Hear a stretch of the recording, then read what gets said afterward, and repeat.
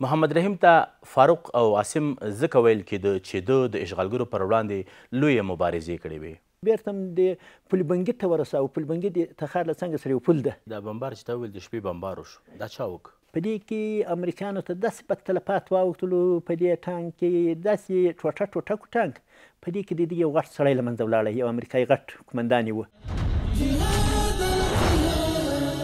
د لوی بخونکي او مهربان څښتن تعالی په سپېڅلي نامه د افغانستان د ملي ټلویزیون قدرمنو لیدونکو السلام علیکم ورحمت الله وبرکاتو. درنو لیدونکو خوښ یم چې یو ځل بیا مو په شل کلن مزل خپرونه کې چوپړ کوم. درنو دوستانو، شل کلن مزل د افغانستان د اسلامي امارت د مجاهدینو کوربنه خپرونه ده. په دې خپرونه کې موږ له مجاهدینو سره د تیر شل کلن جهاد پر کیسو او خاطرو بحثونه کوو، دا چې دوی باندې څه تیر شوي، چیرې جهاد کړی، څه لاسته راوړنې لري او په دغه مسیر کې څه قرباني ورکړي دي. شل کلن مزل د همدغو خبرو لپاره ځانګړې شوې خپرونه ده. تاسې هم موږ یوازې مه پرېږدئ ځکه په هره خپرونه کې له موږ سره یو بیل مجاهد اوسي. په نننۍ خپرونه کې هم داسې یو څوک راسره دی چې په جهادي مسیر کې په دوو نومونو یادېده. محمد رحیم اصلي نوم، فاروق او عاصم مستعار نومونه. د هغه نومونه وو چې اشغالګرو به دی ورباندې هدف ګرځاوه او په دغو نومونو به یې دی پلټه. محمد رحیم ته فاروق او عاصم ځکه ویل کېده چې ده د اشغالګرو پر وړاندې لویې مبارزې کړې وې. د هغوی ډېر ټانکونه یې له منځه وړي ول، د هغوی ډېر عسکر یې له منځه وړي ول. هماغه و چې دی د دوی لپاره یو مطلوب شخص و او په جهادي مسیر کې په همدې دوو نومونو یادېده. نن په خپرونه کې راسره دی. په تېره برخه کې د مجاهد عاصم چې راسره ناست دی د ده کیسې مو واورېدلې، واقعا ډېرې جالبې ولې، خو له ده سره تر دې هم ډېر جالب دي. موږ یوازې مه پرېږدئ، دا برخه هم راسره تر پایه وګورئ تر څو په نورو حقیقتونو باندې پوه شئ. عاصم صاحب بیا هم ستړی مه شئ، هیله ده ته راسره ستړی نه شي ځکه دا خو د جهاد کیسې دي، دا به حتما ډېرې وي، ځینې پکې ځورونکي اوسېږي، ځینې به سړی خفه کوي چې ته راسره پکې ستړی نه شي. نه دا د بل ساعته نه ستړی کېږو انشاءالله. خوشحاله اوسئ، ډېره مننه. نو راځه اوس دا راته ووایه چې کله د اشغالګرو پر وړاندې په دوهمه دوره کې جهاد پیل کړ، یعنې تېره شل کلنه دوره چې وه، په لومړیو کې مهمات هم نه ول، اسلحه هم نه وه او د داسې چا پر وړاندې چې هغه اشغالګر ول او د افغانستان اتباع هم نه ول، تاسې په تکتیک او په جنګ هم ورسره نه پوهېدلې، مقابله او مبارزه ورسره اسانه وه که سخته؟ روشن صاحب کله چې ما درته ویل چې موږ د یو دوه کوچني عملیاتونه چې وکړو، بس د خلکو توجه شوه راته. په هغې کې د موږ د روسانو د وخت بعضې مجاهدین مسؤلینو لکه امیر صاحب ملا محمد طاهر، خدای شته له موږ سره بس په مهماتو په سلاو کې خدای ښه قرباني ورکړه. بس هغه د روسانو د وخت شان ساتلي وو، بس مثال یې هغه موږ ته وسپارلو چې لکه څه موږ کار واخلو. لکه معاون صاحب عبدالکریم د روسانو د وخت یو مجاهد و، بیا په دې انقلاب کې هم له موږ سره د اوان او د اشتادو مسلکي به وو. نو بیا وروسته کې ډرون وویستی، شهید سو. د څه شان ساتلي ولو، قرباني یې ورکړه، دا شان یې موږ ته تسلیم کړو. نو بس دغسې او د منطقې خلکو بس د ستا له توجه مجاهدینو ته واړولی چې بس دا مجاهدین پر پښو ودرېږي او وریق الله دا مجاهدین بس ډېر کم ولو، پټ ولو یا به ښکاره ډېر نه ولو، اتې بس د روپو لخوا او دغو لخوا به بس بیا نو دا سلاح پروشان ولو، د هغو به نشان اخیستلو، بس ځان هم په چلاوو. سلاګانې مو چې اخیستلې پیسې د سره وې که نه د کور وسایل مو ورته خرڅول؟ په اول سر کې ما درته ویل چې یقیني دی وخت رالی خپله د امنا جمال الدین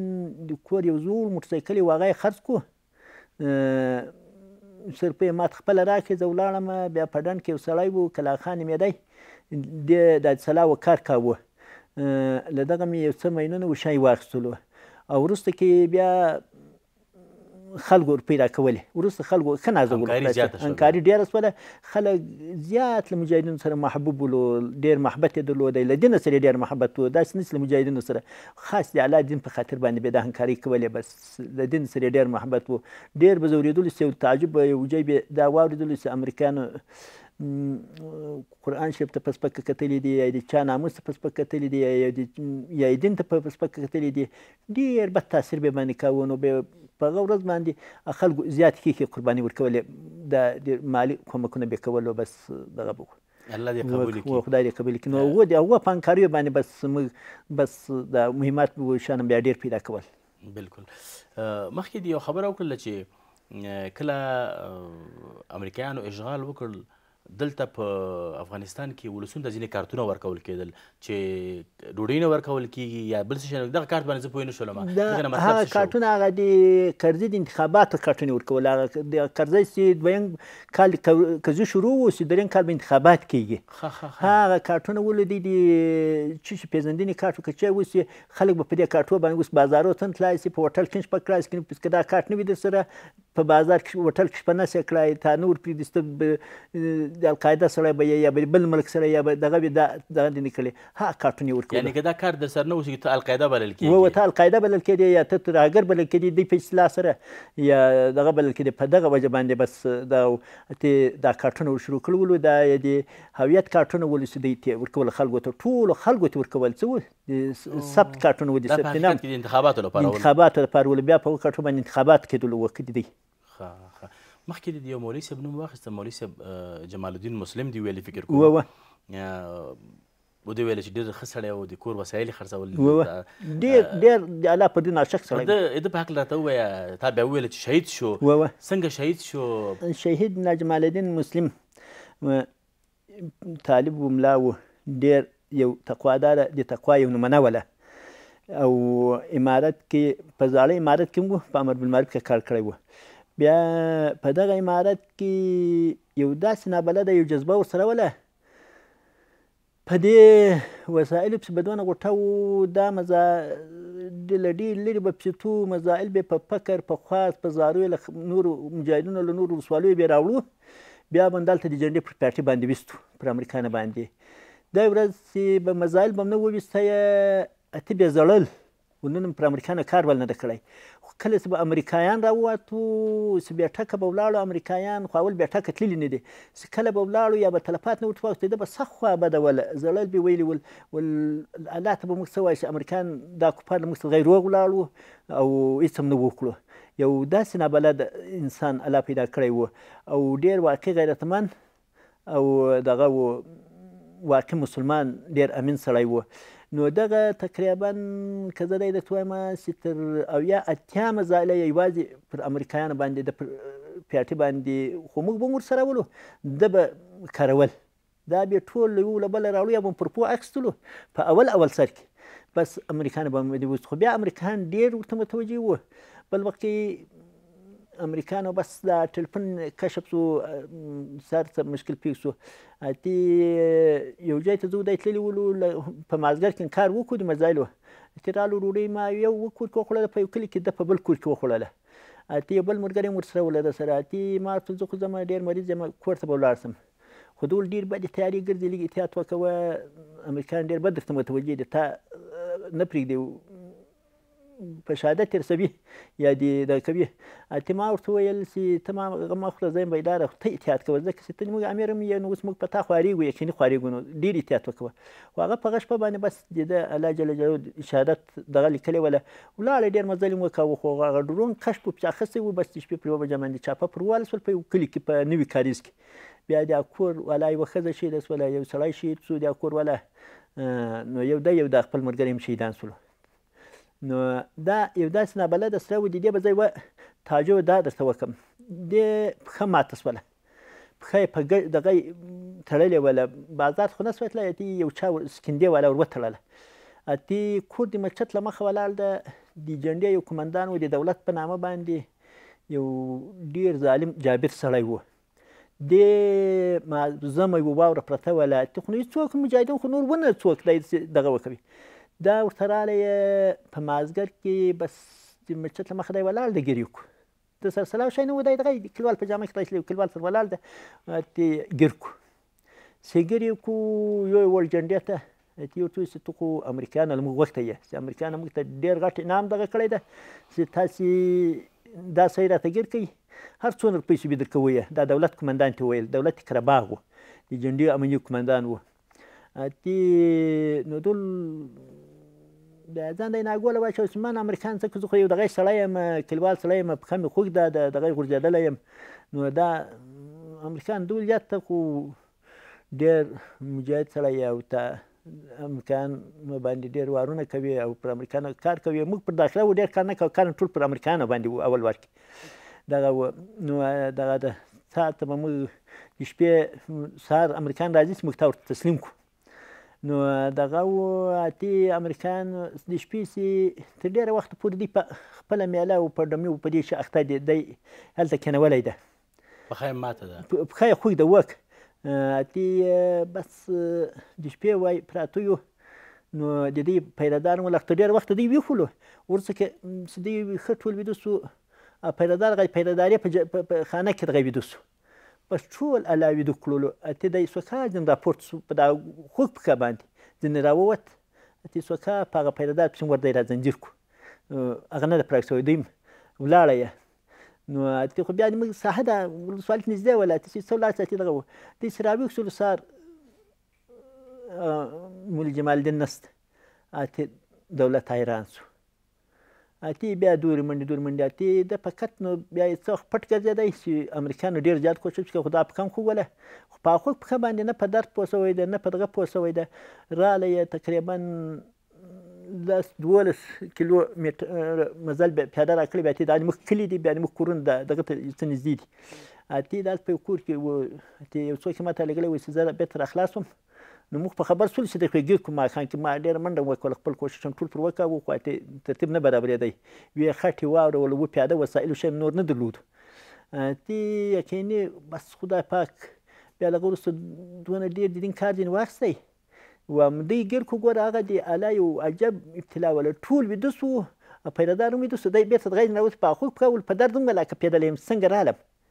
په دا خپل درد هم نه ده پوه شوی دا یو ډېر دی نابلده سړی و ډېر کارګر سړی و دا یو نادره کیسه یې وله چې دی دغه سو اوس درته درپه یادېږي خفه کېږي ورپسې ډېر راپه یادېږي دونه راپه یادېږي اوس دا فتوا چې وګورو او د قسم دغه خو د اسلام د دوی په کامیابي سره دغه د دغو شهداو د قرباني دغه و د دغو د وینو برکت و خو نو راپه یادېږي ډېر راپه یادېږي ډېرې خاطرې هم راپه یادېږي داسې کله کله چې دغه وي بس یو ځای ته ورسو اوس نو شکر د زمن د مجاهدین دی د کور بل ورور یې شهید شوی ده ډېر شهیدان یې ورکړي دي د کور ټول کور یې مجاهد و څو وارې امریکایانو دا کور باندې ډېرې چاپې ووهلې کور یې ډېر زوبل کړو ډېر دغه کړو اوس هم ورونه و ورېرونه خورېیونې دي ټول مجاهدین دي خپله په کومو سلاګانو باندې پوهېږې ځکه د داسې یو چا پر وړاندې جګړه وه چې هغوی هر ډول سلا او مهمات درلودل په څه شي پوهېدلې څه شی یې جوړولی شول څه شی یې کارولی شول سلاوي خو مې په پیادم په ټکان مې په ډېرو سلا وکړای شوی لکه 72 75 راکټ سایکل کلاشینکوف کلکوف اوان وسط څه ده اوان وسط د اوان و یو اوان چریکي ده کوچنی اوان ده په دواړه مې زده ولو تواکه او زکویک نور ملګرو چلاوه کله کله به ما خپل وخت به ختم دغه به مې ټکان په کړو دغه به و خو استادان یې نور څوک ولو او جوړېدو کې له مینو ما سوا د مینو په کار کې بیا مینونه خپله جو مخ کوم هغه جوړ مینونه د روسانو وخت مینونه کارول وروسته کې موږ خپل مینونه جوړول په هغوی کې بیا هم خپل استادان ولو بیا وروسته کې خو زه به هم ورسره تلمه ډېر وخت او جوړول به مې هم ورسره په ټاکۍ به مې جوړولې په خپله او د مینو کار هم بیا ډېر دغه کاوه ډېره توجه به مینو ته وله په ډېرو ځایو کې موږ د مینو کار واخلو یعنې په دې هم پوهېدلې وروسته یې ځان باندې استاز کړه چې مین هم جوړ کړې ریموټ یې ورته جوړ کړې که نه وی ریموټ نه تلک مې ورته جوړولې هغه بیا هغه څنګه و تلک یې داسې یو داړه رااخیسته پر هغه باندې به یو دغه ارې پل به تاسې نه وي لیدلی دا نري واړه دا شان پاره کېږي دا واړه دا پل به مې یو لاندې دی کېښوی بیا به م پر سر دلته یو کوچني ګوټکه ورکړه بیا به م دلته د داړه باندې ګوټکه ورکړه بیا به م بل پل برسېره دی پر دغه کړو بیا به م هلته برق ورسره دغه کړی و تار هلته به م بیا یو شی دی پر وپېچوي ټوپ دغسې زنګ یې زوبل نه کړي نوچک ورنه چې دغه باندې هلته به م بیټرۍ ورته بسته کړه دا کوچنۍ بیټرۍ څه ولې دغه جابې به م لاسي ورته جوړولې دا د راډیوګانو بیټرۍ دا به م جابې لاسي ورته جوړ کړې بیا بنګوالي باندې تجربه کوله یو ګروپ هم په لګاوه پټاو کوي هلته بیا ګروپ کې ولګاو نو خو تلکه سمه ده جوړه ده ته بیا نو پټاو ته برابر ده مې هم پټاکۍ پټاولی شي پټاکۍ په پمین کوله که بیا ګروپ نه ولګاو چې تلکه خرابه ده بیا به بېرته چې کولم په ګروپ باندې ته به هغسې به کله په لار کې دی کېښوله غار به ورته ووهو د ټیر برابري ته به ما تلکه برابره کړه مې به سینې ته کوو سینه کې بیا ښه واری کوي بس دغه به کو هغه دی ټیر چې به راغلی خو تلکه به دونه اوږده وله ټیر به ښه پنر به دی کېښه پر بل پنر څه به ولګېدی پنر څه به ولګېدی بس هغه بلته انفجار کوو ډېر الحمدلله و ډېر بیخي داسې نابلدې پورته کول بیخي دغه و کوم ټانګ نه دې ډېر خوند واخیسته چې داسې ورته کتلي دي چې تا ورته مۍ نه ښی اوسېږي او ټانګ ورباندې الوتی تقریبا له ډېرو مینو مې دغه خوند اخیسته ده خپله به ورته ولاړ ولم یو مازدیګر د ما یو بل ملګری د اوس هم دلته دا د کندهار د کابل په یو قمندان د احسان مولوي صاحب په دغه کې اوس هم قمندان ده دا ډېر کشر هم و په هغه وخت کې یو ښه جذبه ورسره و ډېر مجاهد سړی و دغه و دغه راسره و په مازدیګر کې مې یو مین برابر کړو دغه و اتې دیم راسره و دوه ملګري نور هم ولو نو اتې مین برابر کړو ټانګان را روان و موږ نو کدی را ازاد شو چې دی لږ لرې د یو کوڅې په خوله کې ورته ودرېدلو سره چې دی راورسېږي چې څنګه پټاوي ورته کاتم یارې چې سبحان الله دا پرزې چې پورته کړې د دې ټانګانو دا دی په د هوا کې دی ګرځېدې تر دوله اسک بیا نو بیخي دونه خوشحالي درلوده چې یقیني سړی دی ورته حیران شي ډېر عجب خوند به کاوه او اکثرو ملګرو به زه یقیني ما یو ډېر ښه تلوث دا بیا ملګري ولو چې کله به مینونه خو ډېر وخت به ما ته ویل ته هم راسره سره په دې باندې چې ته دغې راته ودرېږه چې د تا دا بخت ښه بخت وي دا بخت مې ځینې درلودی له مینو څخه چې ډېر به پټاوېدلو دغه و دا مینونه یقیني دا مې دا مینه دغه مې ډېر لیدلي دي چې دا دوړه به تر دا پرزه به تر دوړه اسکه تله دی به خوند درکوه دغه مین څو دی مینونه پټاو سولو 30 متره 50 متره 80 متره ټانګ دونه لرې غورځاوه بیا دوی کې به د امریکایانو د اشغالګرو به چغې وهلې دی چغې دی نارې دی بغارې وهلې په ولکه دا خلکو ټول ورته حیران وو دا دی نه چې دا یو ما اورېدل دي نه دا خلکو د کلیو خلک د کلي د منطقه د ګڼه دا ټول خلک به دی ورته حیران وو چې څه چغې به یې والې شټکام هم پر شروع کړو دوی به دغه چغې والې داسې نارې به یې والې یو بدې ورځې به یې کړې ته به داسې د الله یو عجب نصرت روشن صاحب یو وخت یقیني موږ پر امریکایانو باندې جنګ وکاوه منطقه کې د هلته د امریکایانو پروس مې په یاد پراته وو ټول دی سلاوي دی پورته نیولې به یې ټکان یې کړو موږ ته نه کتو والله کې هدف ته یې نه کتل هدف ته نه کتل پورته یې ټوله ټکان وکړو خو چې کله به موږ ځین را روان شو یا به حرکت وکوو بیا به نو دوی بس خانم برابرول په دې به پوه شو چې دوی له خوا ټک نسته یا به تیارې راغلې بس دغه به دونه ډارن وله چې بیخي ډارن ولو ولا که دا موږ به دې تیاران چې دا نو داسې الله یو ابتلا موږ ته پراکول چې دا دونه ډېر وخت و که موږ د دې حالات ورې ولیدلو چې یقیني ډېر به زر ووځو خو نو دوی بیا ډېر وخت له جنګو ځان کوت جنګ ته بیا ځان نه برابراوه چې وروسته کې په اول سر کې خو نو دوی ډېره واتو ته چې وې د دوی لپاره مطلوب ځکه ولې چې ته بختیم ولې یعنی ستا قسمت دومره کار کوو چې بم به دې کېښودو بیا به دوی الوزولي ول آیا دا رښتیا و چې امریکایانو به له چورلکو نه له تیارو نه ستا انځورونه غورځول چې دا نفر پیدا کړي اوس هم په نماز خپل یو انځور لږ اوس هم په ټلیفون کې راسره دا کس چې دوی تیاري نه غورځولی تیاري غورځول نه ټوله منطقه دا خلکو به ټوله د حیران ولو چې دونه عکسونه د بیخي د درځنو عکسونه بیا غورځول په ټول ولایت و غزني و زابل کې ګډ عکسونه غورځول دوی به ویل درته ونیسي دا راته ونیسي د جایزه به هم پرې ټاکلې وله بس ټلیفون نمبر به هم ورکړی ولو ورسره خو خلک نو بیا مسلمانان ول الحمدلله بس نیکه و دا کار نو په غزني کې د په اشغالګرو باندې وطن تور تنور کړی و نو یقیني و الحمدلله دا خو نو په دې زه ډېر فخر کوم ډېر خوشحاله یم چې الله څونه غټ نصرت له ما سره کړی و او له ما ګناهګار څخه څونه الله د دین کار اخیستی و ما یو وخت کې یقیني داسې نابلده زه به یوې د نادرې درته وکړم چې ما په خپل لاس دغه کولی چې د امریکانو سره به زه کله مخ کېدم یا به دغه کېدم او د دوی دا دغه ما یو وخت کې مین کوی سهار دا نیمې 10 بجې به وي. یو خو ما د شپې کار نه کوو، کار مې ښکاره کوو، د ورځې خلکو به پټ کوو، ما د ورځې کمار څه خلکو باندې بدګماني نه لرم چې خلک د ما جاسوسي وکوي او خلک د ما مینونه وکوي. یقیني مې در ښوولي ځکه چې خلکو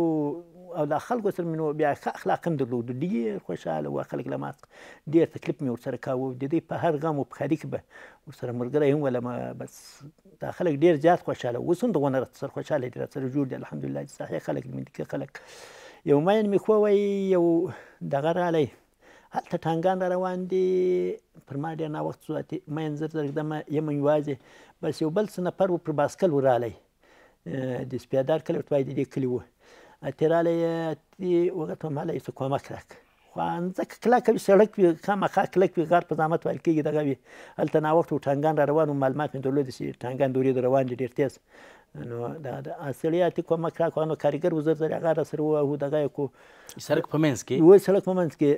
دغه و. څنګه دوی ته نو ګورم هغه د تر کلي راووتو، را روان دي، اتې زه سوکا ځم، را مخته شوم، امریکایان را روان دي، شی مخته دوی نه پرېږدي، چې تر دوی مخته څوک ځي دوی به اول وار هغه نه پرېښوو. زه تر دا یو شله ولته دې شله دی لږ وختم،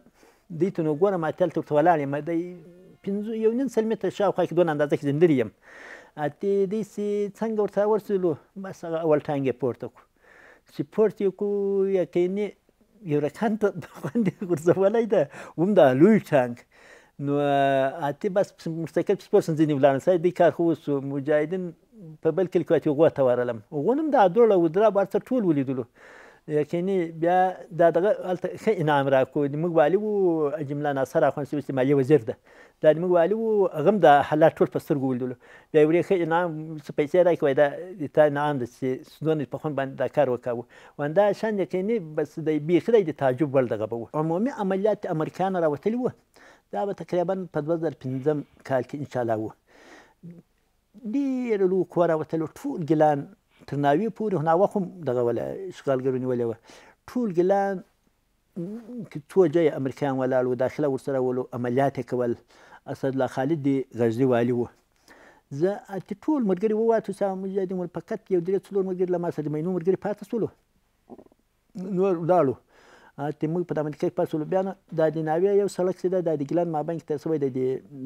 پر دې سړک باندې دا سړک ما په غاړه واخیستی، نور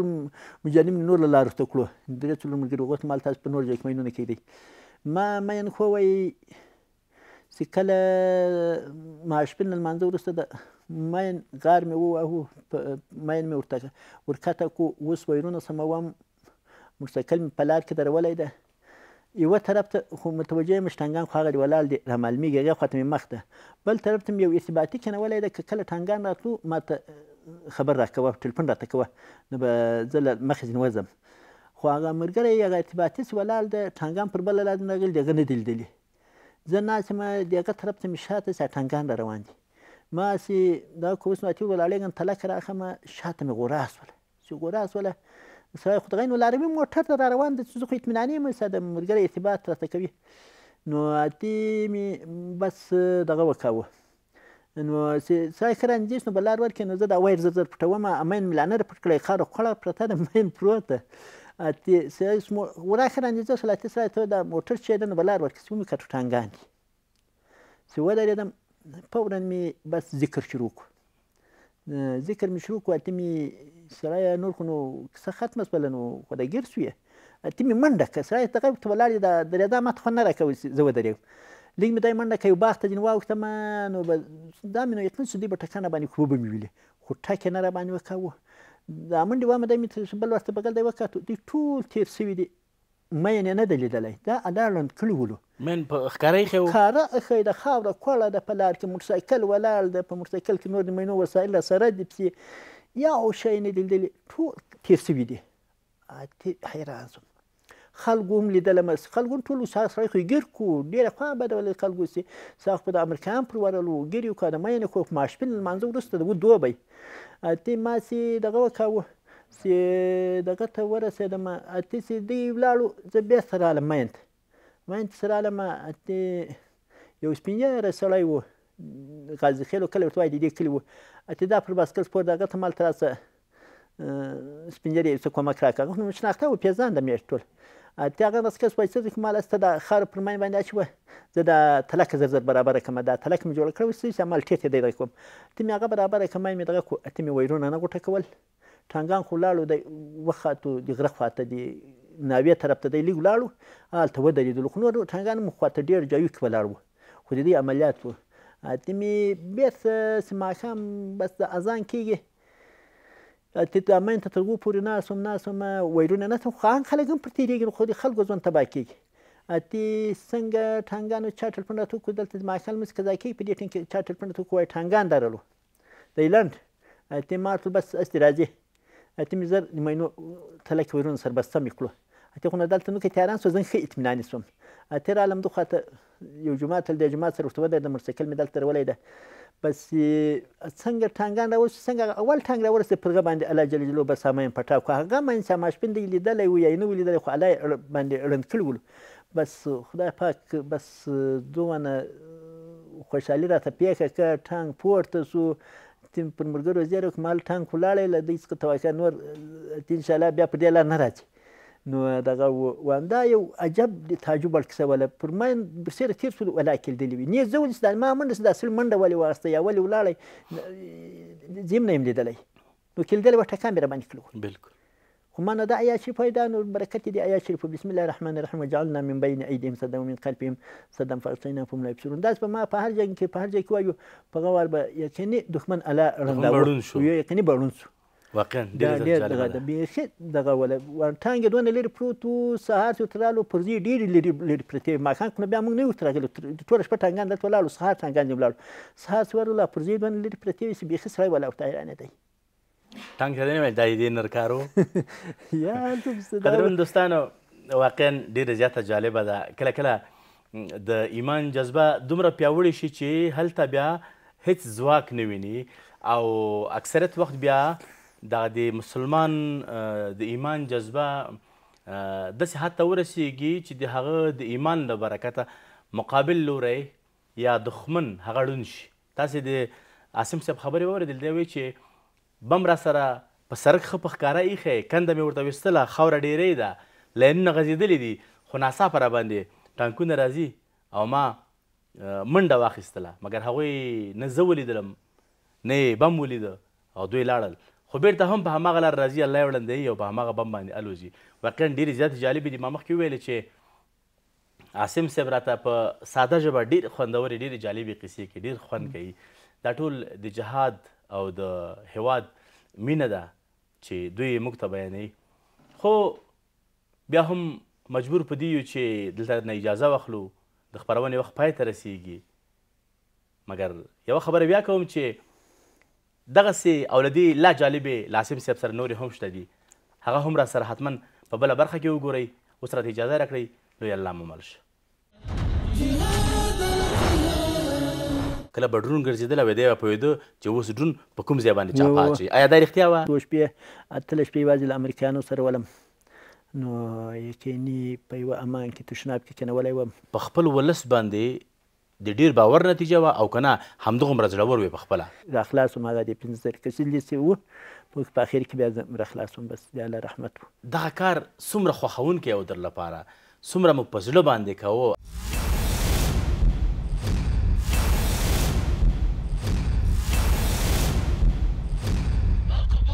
د افغانستان ملي راډیو ټلویزیون د دینی او ملي وجیبې پر اساس په 20 کلن مزل خپرونه کې